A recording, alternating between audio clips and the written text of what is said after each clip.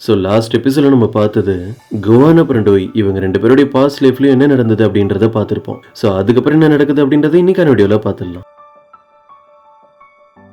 இப்போ கொஞ்ச நேரத்துக்கு அப்புறம் காட்டுறாங்க டோய் தூங்கி எழுந்திருச்சதும் கோவானுக்காக தான் காஃபி ரெடி பண்ணிட்டு இருக்காங்க. அவன் பேசுறத வச்சு டோய்க்கு தெரிஞ்சிருது கோவான் ஏதோ ஒரு விஷயத்த நினைச்சு கவலைப்பட்டுட்டு சோகமா இருக்கான்னு. இப்போ என்ன பிரச்சனைன்னு கேட்டதும் அவனும் நடந்ததெல்லாம் சொல்றான். நேத்து நைட்டு தூங்கும் போது எனக்கு ஒரு மோசமான ட்ரீம் வந்தது, அதனாலதான் இப்படி இருக்கான்னு சொல்றான். பதிலுக்கு நம்ம டோயும் உனக்கு ட்ரீம்லாம் கூட வருமா, நீ தானே அன்னைக்கு என்கிட்ட சொன்ன மனுஷங்களை மாதிரி டீமன்ஸ் தினமும் தூங்கணுன்ற அவசியம் கிடையாதுன்னு. சரி அப்படி உன் ட்ரீம்ல என்ன வந்ததுன்னு சொல்லி நானும் அதை தெரிஞ்சுக்கிறேன்னு கேக்குறாங்க. நான் ஹியூமனா இருக்கும் போது நடந்த மெமரிஸ் தான் கொஞ்சம் கொஞ்சமா ட்ரீம்ல வருது. அப்ப நான் ஒரு பொண்ணை ரொம்ப ட்ரூவா லவ் பண்ணிட்டு இருந்தா, அவளோட பேரு வல்ஷிம்.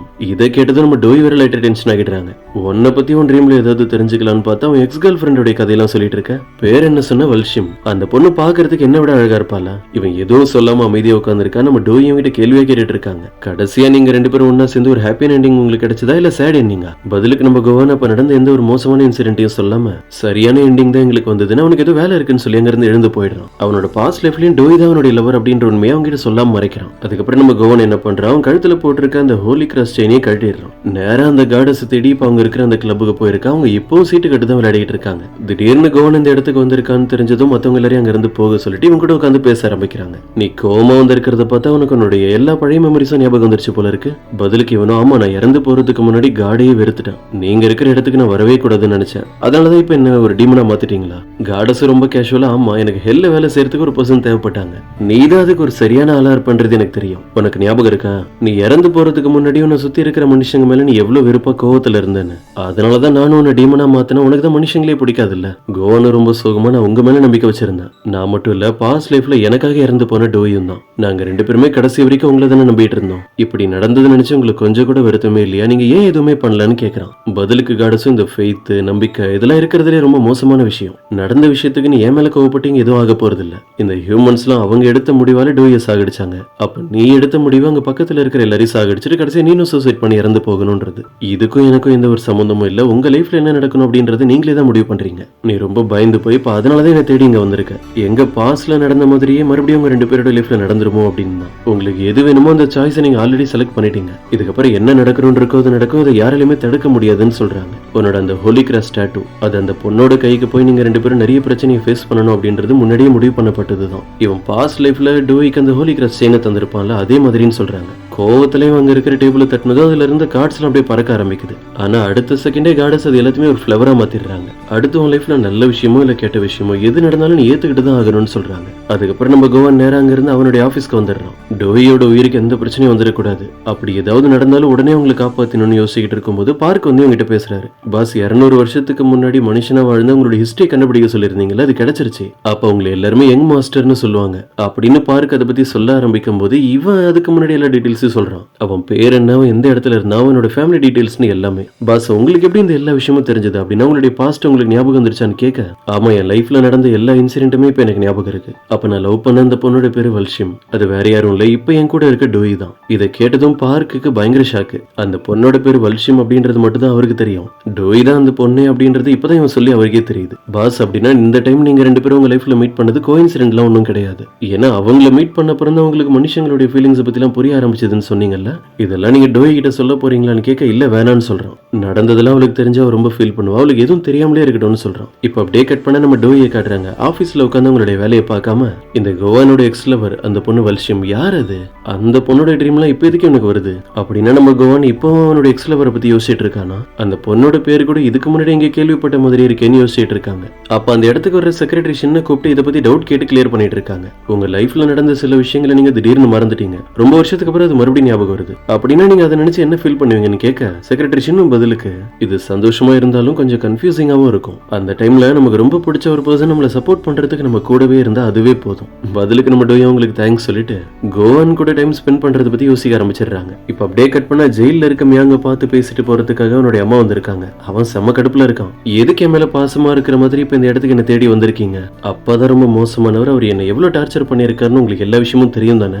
எத்தனை நாள் நான் வீட்டுல கஷ்டப்படுறத பாத்திருப்பீங்க, ஆனா நீங்க எதுவுமே பண்ணதில்ல. மியாங் சீரியஸா பேசிட்டு இருக்கான்ல, இப்ப கூட அவனுடைய அம்மா சொல்றது காதுல வாங்காம நீ எதுக்கும் கவலைப்படாத, சீக்கிரமே உன்னுடைய அப்பா உன்னை இங்க இருந்து வெளியே கொண்டு வந்துருவாரு, நீ ரொம்ப ஸ்ட்ரெஸ் ஆகாத, உன்னுடைய டேப்லெட்ஸ் எல்லாம் கரெக்டா எடுத்துக்கோன்னு சொல்றாங்க. இப்படி அவங்க பாட்டுக்கு பேசிட்டு இருக்காங்களே, இதெல்லாம் கேட்கிற மியாங்க இன்னும் இரிட்டேட் ஆகுது. உண்மையாவே ஹெல்த் மேல உங்களுக்கு அக்கறை இருக்கிற மாதிரி சும்மா ஏன் இப்படிலாம் நடிச்சிட்டு இருக்கீங்க, அவர் எப்படி சொல்றாரோ அந்த மாதிரி நீங்க நடந்துப்பீங்க, உங்களை மாதிரி ஒரு மோசமான அம்மாவை யாருமே இருக்க முடியாதுன்னு சொல்றான். அவன் சொல்றது கரெக்ட் தான். சிவுக்கு பயந்துதான் இவங்களே உங்களுக்கு எதுவுமே தெரியாத மாதிரி சைலண்டா இருக்காங்க. இத்தனை வருஷமா உன்னுடைய அப்பா என்ன சொன்னாரோ அதை கிட்ட நான் நடந்தேன், எனக்கு எந்த பிரச்சனையும் இல்லாம இருந்தது. நீ எதையும் சரியா பண்ணாம இருந்ததுனாலதான் அவனுக்கு பனிஷ்மெண்ட் டார்ச்சர் எல்லாமே கிடைக்குது. மியாங்கோட அப்பா அம்மா இப்படி இருக்கிறதுனாலதான் அவனும் ஒரு மோசமான பையனா வளர்ந்துருக்கான். அவன் திடீர்னு கோவத்துல கத்த ஆரம்பிச்சிடறான். அங்க இருக்கிற கார்ட்ஸ்ல வந்து அவனை பிடிச்சிட்டு போக ட்ரை பண்றாங்க. கடைசி அவனுடைய அம்மா கிட்ட வந்து இதுக்கப்புறம் உங்களோட டேர்ன் வரும்னு சொல்லிட்டு போறான். இப்ப அவன் சொல்றது கூட அவங்க ஒன்னும் சீரியஸா எடுத்துக்கிற மாதிரி தெரியல. இங்க இருந்து வெளியே போனது ஷாப்பிங் தான் பண்ணிட்டு இருக்காங்க, வேற வேற இடத்துக்கு பொருள் அனுப்புறதுக்கு. அப்ப திடீர்னு அவங்களுக்கு ஒரு கால் வருது. அந்த நியூஸ் கிட்ட அவங்க அங்கேயே மயக்கம் போட்டு விழுந்துடுறாங்க. இன்னொரு பக்கம் நம்ம கோவனும் சேனும் லிஃப்ட்ல மீட் பண்றாங்க.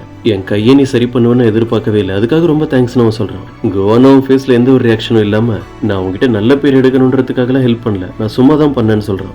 பதிலுக்கு அவனும் சரி பரவாயில்ல விட, நல்ல விஷயம் தான், ரொம்ப நாளா நம்ம ரெண்டு பேருக்கு நடுவில் ஒரே பிரச்சனையா தான் போயிட்டு இருந்தது, இப்போ அது எல்லாமே சரியாகிடுச்சு, நம்ம எடுத்துக்கலாம். அப்புறம் நான் உங்ககிட்ட ஒரு முக்கியமான விஷயம் சொல்லணும். ஜெயில இருக்கால அந்த மியாங்க, அவனுக்கு சைக்காலஜிக்கலா பிரச்சனை இருக்கிற மாதிரிலாம் அவன் நடிக்கலாம், அவனுக்கு உண்மையாவே அப்படிதான் இருக்கு. அவனுடைய மெடிக்கல் ரிப்போர்ட்லாம் எடுத்து செக் பண்ணி பார்த்தா ரொம்ப சீரியஸான கண்டிஷன்ல தான் இருக்கான். எல்லாத்தையும் பேசி முடிச்சுட்டு அவன் கடைசி நம்ம கோவனை பார்த்து நீ மறுபடியும் டோயை காப்பாத்திட்டு அதுக்கு நான் உனக்கு தேங்க்ஸ் சொல்லணும், உன்னை பத்தி இவ்வளவு நாளா தப்பா நினைச்சிட்டேன், அதுக்கும் சாரின்னு சொல்றான்.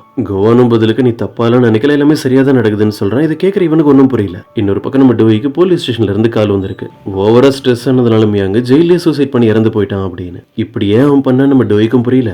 இந்த நியூஸை கேள்விப்பட்டது நம்ம கோவனுக்கும் சேனுக்கும் பயங்கர ஷாக்கு. இப்ப அப்படியே கட் பண்ண நமக்கு மியாங்கோட ஃபியூனரல் நடக்கிற அந்த இடத்த காட்டுறாங்க. அவனுடைய அப்பா அம்மான்னு எல்லாருமே அழுதுட்டே சோகமா நின்றுட்டு இருக்கிற மாதிரி தான் தெரியுது. அவங்க பையன் இறந்துட்டான்னு உண்மையாவே அவங்க ஃபீல் பண்றாங்க தானே, இல்ல இது சியோகோட ஆக்டிங்கான்றது தெரியல. அதுக்கப்புறம் மியாங்கோட அம்மா போய் அவங்களுடைய கையை வாஷ் பண்ணும்போது தான் நமக்கு தெரியுது அவங்க கையிலயும் அடிபட்டு காயமா இருக்கிற மாதிரி காட்டுறாங்க. அவங்க அங்க இருந்து சோகமா வெளியே வரதை பார்த்துட்டு சேன் தான் போய் அவங்களை சமாதானப்படுத்தி பேசிட்டு இருக்கான். இன்னொரு பக்கம் அந்த சியோக்கு நம்ம டோய் கிட்ட ரொம்ப நல்ல மாதிரி பேசிட்டு இருக்கான். நிறைய வேலை இருக்குன்னு எங்க நீ என்னுடைய பையனோட ஃபியூனரலுக்கு வராம போயிடுவேன்னு நினைச்சேன், நல்ல வேலை நீ வந்துட்டு அதுக்கு தேங்க்ஸ்ன்னு பேசிட்டு இருக்கான். அவன் இவ்வளவு மோசமான ஒரு பையனா இருப்பான்னு நான் கொஞ்சம் கூட எதிர்பார்க்கல. மேடம் ஜோ இறந்து போனதுக்கு இவன் தான் காரணம்னு நினைக்கும் போது என்னால அதை ஏத்துக்கவே முடியல. எல்லாத்தையுமே பிளான் பண்ணிட்டு கடைசியில அவன் பையன் மியாங் மேலேயே அந்த கேஸ் ஃபுல்லா டைவர்ட் பண்ணி விட்டு இருக்கான். நம்ம டோயும் இப்போ வரைக்கும் மேடம் ஜோவை சாகடிச்சது மியாங் தான் நினைச்சிட்டு இருக்காங்க. அவன் பண்ணது தப்புன்னு அவனுக்கு கில்ட்டியா ஃபீல் ஆகிருக்கும், அதனாலதான் கடைசியில சூசைட் பண்ணி இறந்து போயிட்டான். டோய் ஒரே ஒரு சின்ன ஹெல்ப், இப்படி மியாங் பண்ண விஷயத்த மட்டும் தயவு செஞ்சு வெளியே யார்கிட்டயும் ஷேர் பண்ணாத, ஏன்னா அவனோட சொந்த பாட்டியை இந்த மியாங் சாகடிச்சிருக்கான்னு தெரிஞ்சா நம்ம கம்பெனிக்கு தான் கெட்ட பேரு. இப்ப இவன் இப்படி பேசுறது கிட்ட டோய் வேற டென்ஷன் ஆகுறாங்க. உங்க பையன் இறந்து போயிட்டான், அதை பத்தி நீங்க யோசிக்கிறீங்களான்னு எனக்கு தெரியல, ஆனா கம்பெனியை நினைச்சு ரொம்ப கவலைப்படுறீங்க அப்படின்னு இந்த சிவ் கிட்ட பேச பிடிக்காம இங்க இருந்து போயிடுறாங்க. அதுக்கப்புறம் ஸ்வானை கூட ஹக் பண்ணி எல்லாரும் முன்னாடி சோகமா இருக்கிற மாதிரி ஆக்டிங்க போட்டுட்டு இருக்கான். இதெல்லாம் நம்ம டோயால பார்த்துட்டு பொறுமையா இருக்க முடியல, அதனால கோவனை கூப்பிட்டு அவங்க இங்க இருந்து வெளியே போயிடுறாங்க. மியாங்கோட ஹெல்த் கண்டிஷன் மோசமா இருக்கு அப்படின்றதுல இந்த சிவுக்கு தெரியாதா என்ன, அவன் ரொம்ப கேர்லெஸ்ஸா விட்டு வச்சதுனாலதான் இது இந்த கட்டத்துல போய் முடிஞ்சிருக்கு. இப்ப எனக்கு மைண்டே ரொம்ப டிஸ்டர்ப்டா இருக்கு. மேடம் ஜோவோட கல்லறைக்கு நம்ம போலான்னு சொல்லிட்டு இவங்க ரெண்டு பேருமே அந்த இடத்துக்கு போறாங்க. இன்னொரு பக்கம் சிவுக்கு என்ன பண்றான், அவனுடைய சிஸ்டர் ஸ்வான் கிட்ட டைலாக் எல்லாம் விட்டு பேசிட்டு இருக்கான். இதுக்கப்புறம் எனக்கு ஃபேமிலின்னு வேற யாரும் இல்ல, எல்லாமே நீ தான், எனக்கு அப்புறம் இந்த கம்பெனியோட பொறுப்பு எல்லாத்தையும் உன் பசங்க தான் ஹேண்டில் பண்ண போறாங்கன்னு சும்மா ஒரு டைலாக் சொல்றான். இதை கேட்கிற ஸ்வான்க்கு ரொம்ப ஆச்சரியமா இருக்கு. அவங்க பிரதர் அப்படி எல்லாம் பேசுறான்னு அப்படி ஷாக்லயே பாத்துட்டு இருக்காங்க. இதெல்லாம் கேட்டுட்டு இருக்க சிவக்கோட ஒய்ஃப்க்கு கோவமா வருது. இப்ப மேடம் ஜோவோட கல்லறைக்கு வந்திருக்க நம்ம டோய் அவங்க போட்டோவை பார்த்து அவங்களுக்கு என்ன விஷயம் தோணுது எல்லாத்தையுமே சொல்லிட்டு இருக்காங்க. உங்களை சாகடிச்ச அந்த பர்சன் யாருன்னு கண்டுபிடிச்சு அவனுக்கு நான் பனிஷ்மெண்ட் தரணும்னு நினைச்சேன், அது இப்ப நடந்துருச்சு. அதுக்கு காரணமா இருந்த மியாங் இறந்ததுக்கு அப்புறமும் கூட எனக்கு இன்னும் அது முழுசா முடியற மாதிரி தெரியல. உண்மையாவே உங்களை சாகடிச்சது அவன் தானு அப்படியே டவுட்டா கேட்டுட்டு இருக்காங்க. இப்படி நடந்ததெல்லாம் மறந்துட்டு நான் இதுல இருந்து வெளியே வர்றதுக்கு எத்தனை வருஷம் ஆகுமோ தெரியல. கோவன் உனக்கு என்ன தோணுது, நீ தான் 200 வருஷம் வாழ்ந்துட்டு இருக்கல்ல, நம்ம லைஃப்ல நடந்த ஒரு மோசமான இன்சிடென்ட்டை நம்ம மறக்கணும்னா அதுக்கு எவ்வளவு டைம் எடுக்கும் அப்படின்னு. கோவன் இதை பத்தி யோசிக்கும் போது அவன் கண்ணு முன்னாடி அவனுடைய பாஸ்ட் லைஃப் தான் வந்து நிக்குது.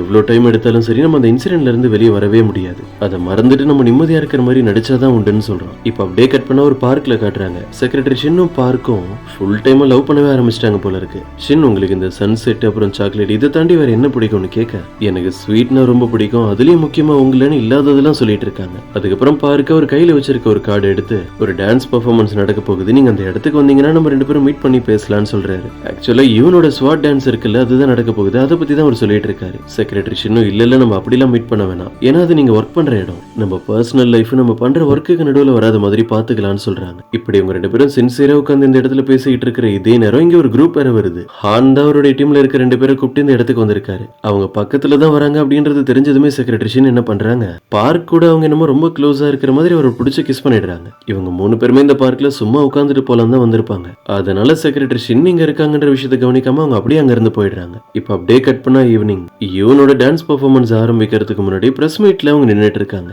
நம்ம கோவான டோயி இங்க தான் வந்திருக்காங்க. அவங்களுக்கு ஆல் தி பெஸ்ட் சொல்றதுக்காக டோயி கையில ஒரு பொக்கே எடுத்துட்டு போய் தராங்க. அதுக்கப்புறம் யூன் அவங்க கிட்ட பேச ஆரம்பிக்கும் போது நமக்கு விஷயம் தெரியுது. இந்த பெர்ஃபார்மன்ஸ் முடிஞ்சதுக்கு அப்புறம் நானும் இங்க இருக்க போறது இல்ல, நான் வேற ஊருக்கு போகலான்னு முடிவு பண்ணிருக்கேன். ஏன்னா இத்தனை வருஷமா நான் என்னோட லைஃப்ல சந்தோஷமா இருந்ததுக்கு கோவான் பக்கத்துல நான் இருக்கும்போது நடந்த மெமரிஸ் தான் காரணம். இப்ப கோவானுக்கு ஏத்த மாதிரி நீங்க ஒரு லைஃப் பார்ட்னராகவும் கிடைச்சிட்டீங்க.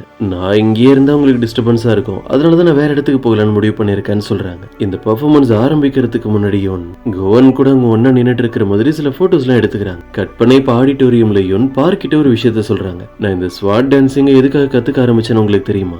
கோவன் அடிக்கடி நம்ம இடத்துல இருக்கிற அந்த ஸ்வாட் டான்சிங் பெயிண்டிங்க பாப்பாரு. ஒருவேளை அந்த மாதிரி பொண்ணுதான் அவருக்கு பிடிக்கும்னு நினைச்சுதான் நானும் அவர் இம்ப்ரெஸ் பண்றதுக்காக இதை கத்துக்க ஆரம்பிச்சேன். பரவாயில்ல, இப்ப கோவன் எனக்கு நீ லைஃப்ல என் கூட இருக்க போறது இல்லைன்னு தெரியும். அட்லீஸ்ட் அவருடைய ஞாபகமா இப்ப என்கிட்ட நிறைய விஷயம் இருக்கு. அதுலயும் முக்கியமா இந்த டான்ஸ்ன்னு சொல்லிட்டு அப்படியே ஸ்டேஜ்ல போய் அவங்களுடைய பெர்ஃபார்மன்ஸையும் ஆரம்பிக்கிறாங்க. அப்ப இதெல்லாம் உட்காந்து பார்த்துட்டு இருக்க நம்ம கோவனுக்கு திடீர்னு அவனுடைய கண்ணெல்லாம் கலங்க ஆரம்பிச்சிருது. ஏன்னா அவன் பாஸ்ட் பத்தி யோசிச்சுட்டு இருக்கான். இதை நம்ம டோயும் நோட் பண்ணிட்டு கரெக்டா அவங்கிட்ட கேக்குறாங்க, என்னாச்சு உனக்கு, எதுக்கு இப்படி அழுதுட்டு இருக்க, உண்மையை சொல்லுன்னு கேட்க, நான் ஹியூமனா இருக்கும்போது என்ன சுத்தி இருந்த நிறைய பேரை சாகடிச்சேன். நான் எதுக்காக அப்படி பண்ணேன்னா, நான் லவ் பண்ண அந்த பொண்ணை பனிஷ்மெண்ட் தரேன்னு அவங்க சாகடிச்சிட்டாங்க. அந்த பொண்ணோட லைஃப்ல இவ்வளவு பிரச்சனை வர்றதுக்கு நான் தான் காரணம். கடைசியில அவ இறந்தும் போயிட்டா. என்னோட லவ் நான் அவகிட்ட சொல்லாமலே இருந்திருக்கலாம். டோய் இவனை சமாதானப்படுத்துறதுக்காக இவனுடைய கையை பிடிக்க வந்தா இவன் கையை அங்க இருந்து எடுத்துறான். நான் இப்ப புதுசா ஒரு விஷயத்த நினைச்சு பயப்பட ஆரம்பிச்சிருக்கேன்.